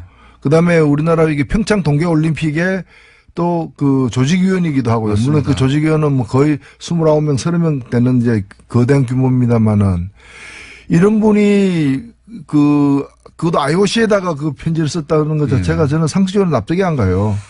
아니, 국무위원이 이 정부의 시책 중에 문제 있습니다 하고 유엔에다가 항의사안 보내는 거하고 똑같은 거 아니에요. 아니, 그럼 본인이, 그럼 조직위원이니까 그게 잘못됐다고 정말 믿는다면은 그 조직위원회 내에서 문제 제기를 해야 되는 것이고, 안 되면은 자기가 조직위원을 사퇴해야죠. 그때 성명 한 장 발표하는 정도여야지 이걸 IOC는 그리고 상식적으로 보면은 이번에 단일팀 같은 경우에는 사실 이 단일팀은 이 단일팀으로 2018년 평창 동계올림픽 지원에 관련된 특별법이 있어요. 예. 이 법에 보면은 제3조 84조에 보면은 이 단일팀을 만들도록 되어 있습니다. 그거가. 근데 이 법을 누가 처음에 제안했느냐? 그러니까요. 권성동 의원. 예. 그다음에 또 다른 당시에 그 새누리당 의원들이 두 개의 법안을 냈는데 둘 다 이게 들어가 있어요. 그러니까 자기들이 만든 법이에요. 맞습니다. 예. 2011년에. 2011년에. 이명박 전 대통령 때. 예. 자기들이 내서 자기들이 만든 법에 의해서 지금 시행되고 있는 거예요. 갑자기 나온 게 아니라. 예. 그런데 그걸 가지고 마치 그것 때문에 평양 그리고 이 정도 되면요. 나경원 의원 정도의 지위라면은 자기가 여자 하키 선수들 만나야 돼요. 만나가지고 정말 그 수년 동안 땀 흘려 그 노력했을 텐데 출전 기회나 시간이 조금 줄어들게 되어서 너무 얼마나 가슴 아프냐. 정말 미안하다. 그러나 더 크게 보자. 이 올림픽이 어떤 올림픽이냐. 지금 전쟁 중에 벌어지는 휴전과 같은 올림픽이다. 이걸 통해 가지고 우리 그 선수들 엄마 아버지 그 국민들을 좀 더 평화에 1mm라도 접근하는 계기가 되면 그게 더 큰 의미 있잖아요. 자기가 좀 달래고 맞습니다. 대책에 대해서 강구하겠다 뭐 이런 식으로 해야 될 사람이 제가 볼 때는 다른 정신은 어떤지 몰라도 올림픽 정신이 없어요. 네. 이분이 그 집행 IOC 위원인데도 올림픽 정신이 없는 결여된 현저하게 결연된. 네. 나경원 의원은 내일 저희 방송에 또 나오시기 때문에 직접 또 얘기하죠. 올림픽 정신은 없습니다. 올림픽 정신이 추구하는 게 평화예요. 그리고 평양 올림픽이 뭡니까? 아니 뭐 평양에 무슨 컴플렉스가 있어요? 그런 식이면은 올림픽이 평양 올림픽으로 변질됐다. 그럼 뭐 음식이 완전히 뭐 그럼 평양 냉면도 문제 삼아야지. 왜 냉면은 다 평양 아니면 함흥이냐? 뭐 서울냉면, 수원냉면은 왜 없느냐? 대한요식협회에다가 이거 완전히 뭐 정치적으로 중립이 깨진 거 아니냐 이렇게 항의를 해야지. 식당마다 가면서. 저도 체제선전이라는 말도 웃깁니다, 사실. 우리 강릉이랑 서울에서 공연 몇 번 하는 거하고 북한 전역에 지금 남한 올림픽이 중계되는 거하고 체제선전으로 따지면 비교할 수도 없죠. 네? 그리고 이 88 서울 올림픽 때는요. 네. 그 북한에서 공동 개최를 요구했어요. 맞습니다. 안 받아들여지니까 아예 불참해 버렸어요. 예. 이번에는 주체가 누굽니까? 대한민국 아닙니까? 네네. 여기에 북한이 그냥 들어오는 거잖아요. 다만 입장할 때 네. 공동 선수단이라고 해가지고 같은 옷 입고 같은 깃발 들고 한번 입장하고 퇴장하는 것밖에 더 있습니까? 거기 그 규모도 작아요, 사실. 선수단의 규모는. 우리 옆에 조금 들어오는 정도입니다, 사실. 압도적 체제 선전은 대한민국이 하고 있는 거예요. 맞습니다. 북한에서 볼 때 남한 선수단 규모가 이렇고 북한은 조금 서 있고 경기 수도 얼마 없고 근데 한 번도 자신들은 개최하지 못한 올림픽을 2번이나 하는 거 아닙니까? 동계하게 다. 그럼 남조선 체제 선정의장에 예. 북한이 왜 참여하느냐라고 북한 내에서는 문제가 나올 수도 있지만 그렇게 나와야 정상인 상황인 그렇죠. 거예요. 북한에서 이건 남한 체제 선전하는 거 아니냐라고 항의가 나올 내용입니다. 어떻게 올림픽 전체하고 공연 몇 개하고 비교가 됩니까? 체제 선전을 하자면. 이게 말이 안 되는 건데 이걸 또 엄청나게 또 보도를 해줍니다. 네, 체제 선전 평양 올림픽. 네, 이분들이 두려워하는 거는 제가 볼 때는 평화예요. 두려워하는 거는 평화예요. 네. 남북 간에 늘 군사적으로 이렇게 긴장돼 있고 전쟁이 언제 일어날지도 몰라야 자기들이 그나마 살 그 틈이 생기는데 그런 게 이제 평화로와 대화로 하면은 그렇잖아요. 핵무기 달라고 구걸하러도 다니고 막 이랬는데 한핵 줍쇼. 그 평화 시절에 오면은 골치 아프잖아요 이게. 그러니까 자신들이 서식하고 이렇게 번성할 기회가 점점 적어지는 거죠. 네, 서식지가 줄어들고 네. 그러다 보니까 이제 이런 논란을 막 키우고 있는데 게다가 이 법안들도 자기가 만들었고 자기들이 집권하고 있을 때는 자기들이 인공기 옆에서 한반도기 흔들면서 엄청나게 응원도 했었어요. 예. 지금 반대하는 분들 사진이 많이 찍혀 있습니다. 북한 응원단 옆에서. 그때 그런 얘기 전혀 안 했거든요. 예, 북한은 핑계인 것이고 자기들이 궁색하게 되는 자신들의 그 처지, 그 불우한 처지가 이제 원망스러운 거죠. 불안 처지. 자, 그렇습니다. 예. 평양 올림픽이라는 비난은 진짜 말이 안 된다고 봅니다. 예. 북한에서 이거 서울 올림픽에 왜 들러리 쓰고 있느냐 이렇게 나온다면 얘기가 되는데 예, 말이 안 된다고 보고 예, 국민당은 이제 완전한 파탄에 이른 것 같습니다. 그죠? 예. 그죠? 그걸 완전한 파탄에 이른 그 서로 성명전 하는 걸 보면 예, 남북보다 더합니다. 그 정도에 이르러서 대화는 끝인 것 같고 서로 징계하라고 하고 있고요. 예. 그냥 뭐 안타깝죠. 그 국민들이 이제 그런 걸 보면서 이제 뭔가 좀 이렇게 하다가 뜻이 달라질 수도 있는데 합의하에 갈라서거나 이제 그러지를 왜 못하느냐. 비례대표 출당 문제는 어떻게 생각하십니까? 저는 해줘야 된다고 봐요. 저는 유승민 대표의 얘기가 옳다고 봅니다. 저는 그런 점에서는 유승민 대표가 이제 중간중간에 보면은 굉장히 이성적인 판단을 내릴 때가 늘 그렇다기보다는 중간중간에 이제 남북 문제에서는 좀 의견이 좀 다릅니다만 이 문제에 있어서는 그 말이 맞아요.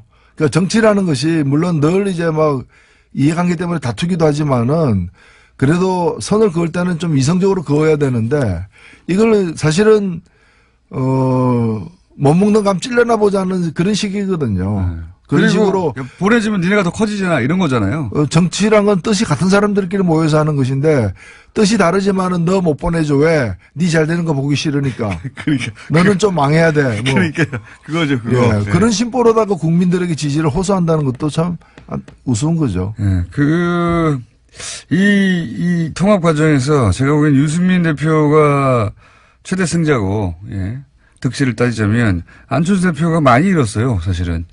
민심도 많이 잃었고, 과정 중에, 일처리 과정 중에서도. 안철수 대표가 주도하고 그렇게 원한 건데, 정작 본인은 그 혜택을, 입기는커녕 피해를 가장 많이 당한, 스스로 입은 거죠. 뭐 자초한 거긴 합니다만. 그렇게 결론, 현재까지는 나오고 있는 상황인 것 같고. 시간이 다 됐네요. 혹시 요 정계 개편 가운데 정의당이 혹시 어느 쪽과 이렇게 손을 잡는다든가 이럴 계제는 없을까요? 예, 뭐 정의당이 어렵긴 하지만 그렇게 경직돼 있지는 않습니다. 유연하게 개방적으로 관계를 맺을 거고요. 뜻이 같은 부분들하고는 연대도 하고 정책 추진도 함께 할 수 있고요. 그러나 지금 얘기되고 있는 공동교섭단체 같은 것은 그걸 통해서 국고지원금 좀 더 많이 받고 국회 내에서 무슨 이렇게 기회나 이런 권력을 배분할 때 좀 더 좋은 조건이 되는 것 말고는, 우리 국민들 앞에 같이 해야 될 이유를 설명하기가 쉽지가 않다는 점에서 저는 사랑을 하지 않으면서 결혼하는 거 있죠. 비자를 얻거나 뭐 국적을 얻거나 그런 걸 우리가 뭐라고 그럽니까? 위장 결혼이잖아요. 네. 국민 앞에 위장하는 일은 없을 것입니다. 그래요. 네. 그런 얘기도 일각에서 있길래 이제 저쪽에서 뭐 많아봐야 15석이나 그 정도 된다고 하면 정의당과 같이 이렇게 그리고 지금은 또 그런 셈법을 할 때도 아니지 않습니까? 지금은 각자 자기 세력을 잘 이렇게 보존해서 국민들 앞에 당당하게 임해야 될 때라고 봅니다. 알겠습니다. 예. 이런 얘기가 정의당 내부에서도 있긴 있습니까, 혹시? 외부에서 이제 관찰자들이 그런 얘기를 하는데. 예, 정의당 내에서는 뭐 어제도 저희가 회의를 했습니다마는 이런 문제 제기가 바깥에서도 나오는데 한번 토의해보자. 이런 얘기하는 분들이 없어요. 전부 다 뭐 파리바게트가 어떻고 최저임금이 어떻고 민생 문제 이런 데만 관심이 있어서. 예. 근데 이게 좀 저희들이 바쁩니다, 사실.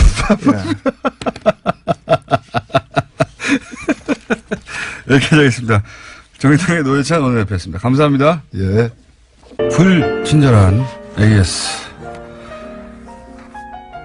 노래가 좀 빵빵 터진다. 뭐 이런 문자에 뭐 항상 많이 오니까요. 예. 보수단체는 평양냉면 못 먹게 합시다.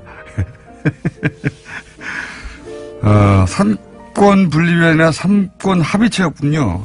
이거 재미있는 표현입니다. 그렇습니다. 예. 근데 왜 이정렬 전 판사님은 변호사 대신에 사무장하고 계신가요? 예. 언제 한번 제가 말할 수 있는데 직접 이정렬 전 판사님에게 기회를 드리겠습니다. 방송 중에. 예. 법원에서 쫓겨났죠? 자, 네이버에서는 평화올림픽 검색 후 전쟁 중입니다. 예. 네이버 요새 한참 여러 가지 문제로 논란이 되고 있죠. 예. 네이버 특집도 한번 해야 되겠네요. 자, 특집 해달라는 게 너무 많네요. 예. 법원 특집도 해달라고 그러고, 이슈가 되면. 법원 특집도 꼭 해야 될 상황인 것 같고요. 네이버 특집도 꼭 해야 될 이슈인 것 같습니다. 옆으로에서 양지열 변호사님이 블랙리스트가 아니라 컬러리스트라고 했다고. 예. 크게 와닿지 않는 편이네요. 양지열 변호사님 하루 빨리 잘려가지고 저희 코너로 다시 나오셔야 되는데 생각보다 길게 하시네요.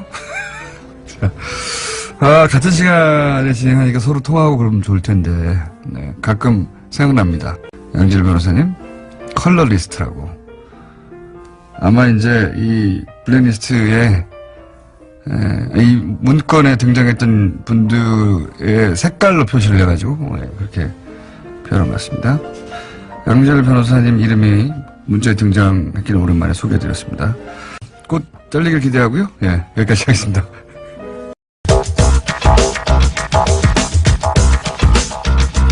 자, 정통 과학 시간이라고 표현하고 싶지만 한 번도 그런 적이 없었기 때문에. 자, 원종우 씨 나오셨습니다. 네, 안녕하세요. 문자 중에 이런 게 있어요. 원종우 씨가 훨씬 형 같은데 왜 까부냐고. 네. 제가 형입니다. 예. 참, 앞서거니 뒤서거니 외모로는 서로 노안을 자랑하고 있죠. 네. 자, 오늘 주제 뭡니까? 오늘은 일단 지난번에 제가, 지난주에는 못 나왔고, 그전에 알파고 얘기를 하면서 그 네. 두려움과 공포를 잔뜩 드리고 갔잖아요. 알파 제로. 예. 네. 스스로 학습한다. 그렇습니다. 네. 그래서 좀 그 반대되는 얘기로 좀 우리가 좀 희망을 가져야 되지 않겠냐. 예. 과학이 아직 인류 문명을 위협할 정도는 아니다. 네. 네. 특히 그 인공지능이 좀 죽쓰고 있는 얘기를 좀 드리려고 하는데. 죽쓰고 있는 분야도 있다. 네. 왜 그 알파고하고 가장 또 유명한 인공지능이 왓슨이었잖아요. 네. 예, 왓슨이 이제 미국에서 게임쇼 우승하고 네. 지금 이제 의료 쪽으로 가 있다고 다들 알고 계신데 얼마 전까지만 해도 왓슨이 굉장히 잘하고 있다고 알려져 있었습니다. 네. 근데 최근의 상황을 보니까 이게 생각보다 똑똑하지 않다라는 것이 밝혀져서 어떻게 밝혀졌나요? 지금 우리나라에 7개 병원에 왓슨이 들어와 있어요. 네. 그래서 이제 주 암 진단이라든가 이런 걸 하고 있지 않습니까? 네. 근데 진단율이 굉장히 낮습니다. 아, 그래요? 네. 이제 지금 진단율을 어떻게 보냐면 또 우리나라 인간 의사하고 이제 비교를 해서 진단율이 맞는지 안 맞는지를 확인을 하는데. 그러니까 암 진단 로봇인 거죠, 로봇 말하자면. 그렇죠. 예. 예. 특히 이제 우리나라 같은 경우에는 외국하고 또 암 특성이 다르기 때문에 진단율이 뭐 50%를 밑도는. 그러니까 예. 암이라고 진단했는데 아닐 경우도 있고 암인데 암이 아니라고 진단하는 경우 이게 사실 절반가까이. 그것도 아니고요. 네. 지금 좀 왓슨에 대한 이 우리의 그 판단이 좀 관점이 묘한 게 인간 의사하고 같느냐 다르냐로 판단을 합니다. 아, 지금은. 그러니까 결과적으로 틀릴 수도 있죠. 인간에서도. 인간이 틀려서 틀릴 수, 그렇죠. 안 맞을 수 있지 않습니까? 왓슨이 맞을 수도 있잖아요. 그러니까 지금 어떤 식으로 되어 있냐면 지금까지 공개된 자료는 왓슨하고 의료진의 의견 일치율밖에 없고 아하. 왓슨과 의료진의 의견이 엇갈렸을 때 누가 실제로 맞냐? 그 연구 결과가 없어요. 전 세계적으로. 그러면 왓슨의 진단율이 50% 할 수는 없죠. 그러면. 없죠. 예. 그러니까 이게 지금 아예 판단을 할 수 없는 이 연구가 안 되고 있다는 점이 좀 묘한 상황이고요. 네. 왜 안 하고 있는지 모르겠습니다. 의사들 자존심 때문에 안 하고 있을 수도 있습니다. 예, 뭐 그럴 수도 있겠죠. 만약에 이 로봇의 진단율이 인간보다 훨씬 높다고 하면 의사들이 할 일이 없었잖아요.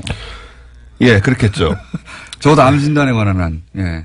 예, 저는 이제 왓슨이 지금 좀 문제가 있다는 식으로 얘기를 드리려고 하는데 우리 꿈과 희망을 되찾기 위해서 거기에 이제 찬물을 끼얹으시는군요.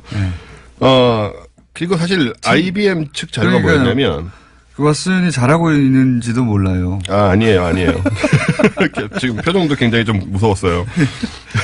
IBM 측 자료는 뭐였냐면 원래 이제 인간에서 의견 일치율이 90% 이상이라고 주장을 했는데 이 데이터도 어떻게 나온 거냐면 특정 환자의 데이터로 일단 왓슨을 가르칩니다. 그런 다음에 다시 그 환자들을 진단하게 해서 아, 같은 결과가 나오느냐? 네, 그런 식으로 했기 때문에 이것도 문제가 있다는 지적이 계속 미국에서도 나오고 있고 그러네요. 맞는 지적이네요. 그래서 한국에서도 그렇고 식약청에서도 그렇고 미국에서도 그렇고 이 왓슨이 지금 의료기기가 아닙니다. 분류가 안 되고 그래서 이제 보험 적용이 안 되죠.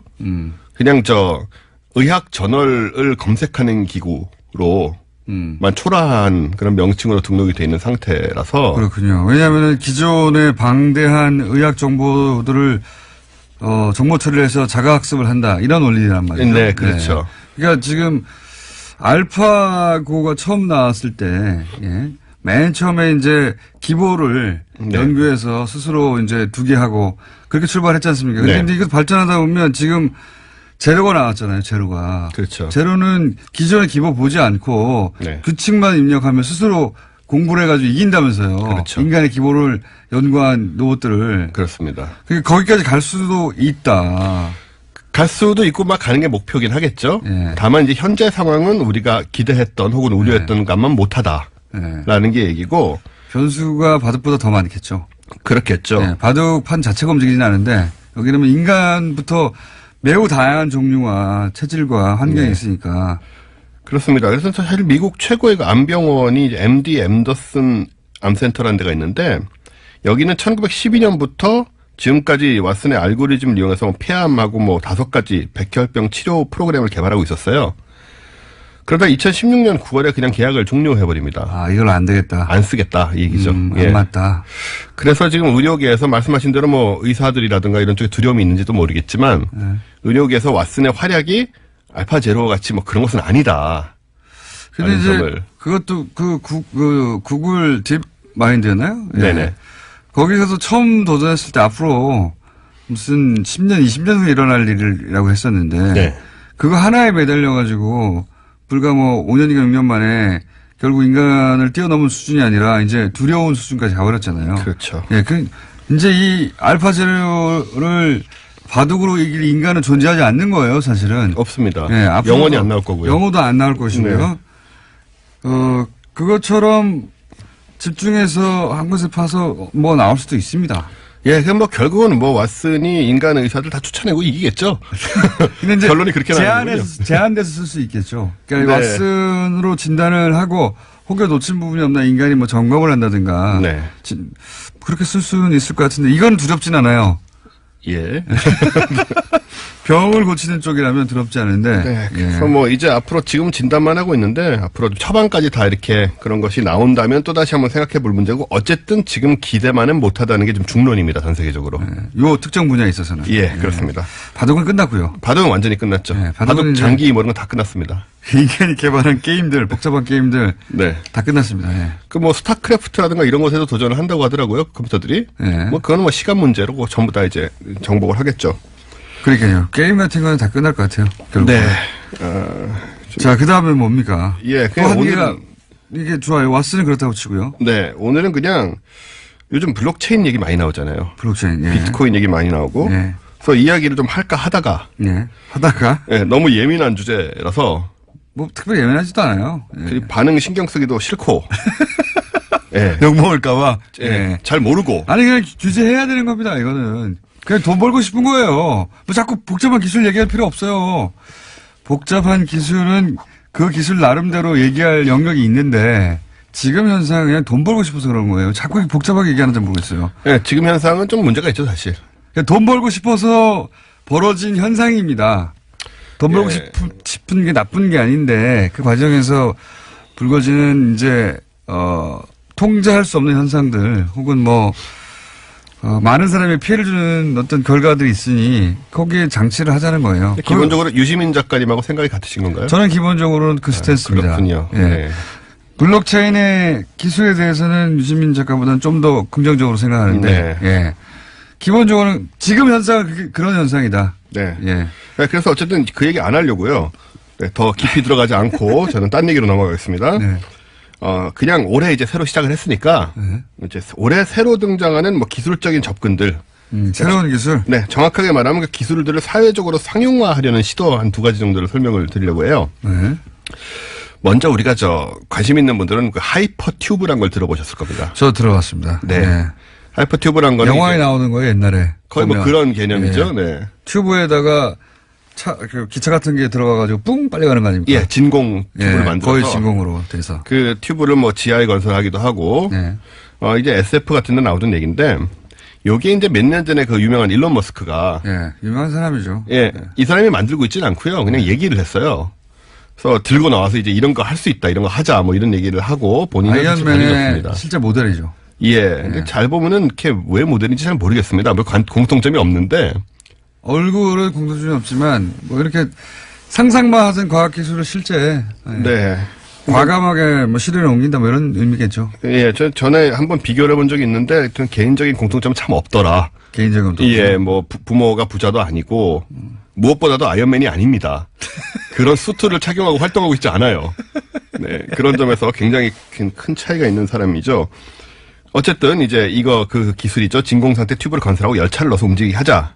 그런 건데 이 진공 튜브에는 공기 저항이 없으니까 네. 또 굉장히 빨리 깔 수 있고 또 이제 한쪽에 바람을 빼는 것 자체가 추진력을 만들어내거든요. 네. 아시다시피 예, 그렇게 될 수밖에 없기 때문에 그리고 압력차가 생기죠. 그렇죠. 예. 그걸로 또 가는 거고. 우리 다 대류 들었잖아요, 대류. 아 예. 예.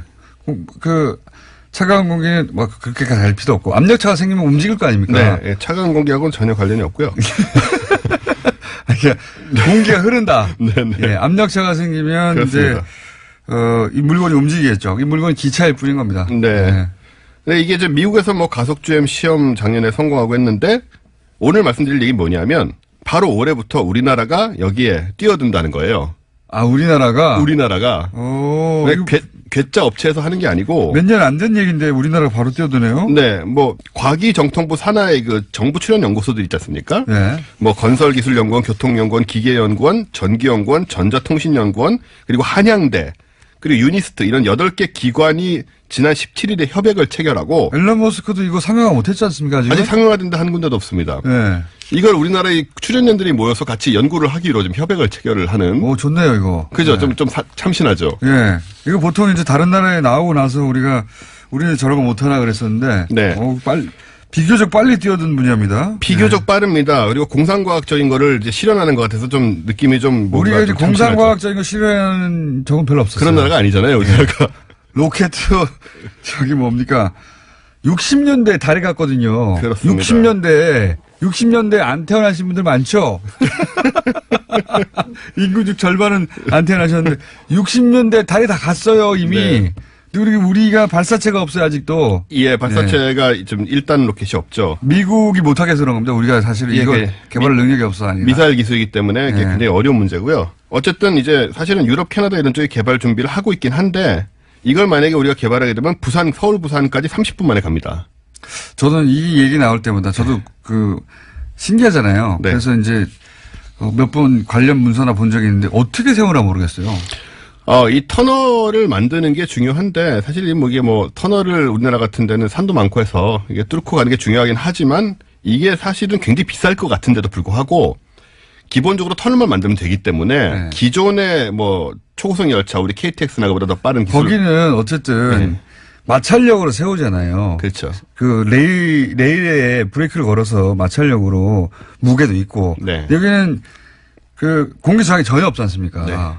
그럼 가다 서야 되잖아요. 그렇죠. 그게 마음대로 되겠나. 어떻게 하겠어? 무섭다. 할 거예요, 어떻게. 속도는 엄청난 속도 1000km 이상으로 달린다고 하는데. 네. 예. 그럼 저항이 없으니까요. 그렇죠. 굉장히 승차감도 굉장히 좋고 진동도 없고. 진동도 예. 없고. 다 좋은데 어떻게 세우냐 이거예요. 그런 기술 정도는 하지 않겠습니까? 알아서? 우리가 걱정까지 할 필요는 없지 않을까요? 궁금해서. 안 서는 기차를 만들진 않지 않겠어요?